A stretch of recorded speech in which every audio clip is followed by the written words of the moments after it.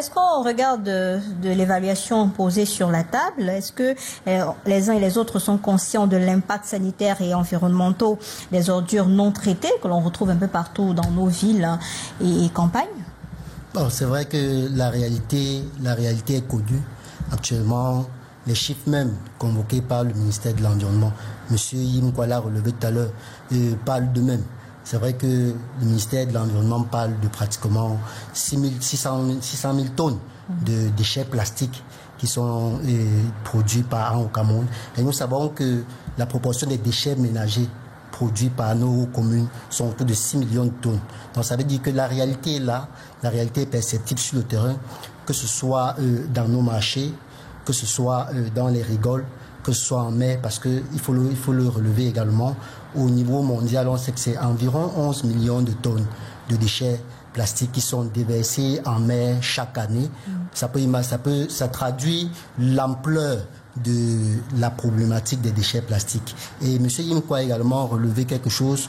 Le fait que vous l'avez relevé, s'il y a cette mobilisation autour des déchets plastiques, ça veut dire qu'il y a matière à réflexion et on pense qu'il est important de sensibiliser davantage, de mettre l'accent sur le nœud. Le nœud étant quoi? C'est que c'est une problématique, mais de l'autre côté, c'est aussi quelque chose. Les déchets plastiques, c'est une mine d'or que l'on peut transformer en... Mais vous qui êtes sur le terrain, est-ce que les populations en ont conscience de la dangerosité de ces déchets-là? Généralement, les populations ne sont pas toujours au fait de ce que ces emballages plastiques représentent des dangers.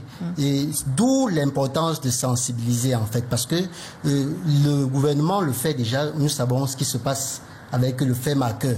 Parce qu'en 2012, le gouvernement a pris cet arrêté conjoint qui portait interdiction de la fabrication, de l'importation et de la commercialisation des emballages non biodégradables de moins de 60 microns. Ça veut dire que si le gouvernement l'a pris, le gouvernement est conscient de ce que ces emballages-là représentent des dangers. Ces emballages-là représentent une menace pour l'environnement en général. Les populations de l'autre côté ont aussi intérêt à emboîter le pas et à comprendre que ces emballages plastiques-là sont une menace pour leur environnement. Nous avons suivi ce que M. Yinkwa disait tout à l'heure de l'endroit où il ressort. Si on va à Manoka, on va se rendre compte que la mangrove pratiquement est détruite. Or, pourtant, ces emballages plastiques-là qui sont en mer peuvent être collectés et recyclés.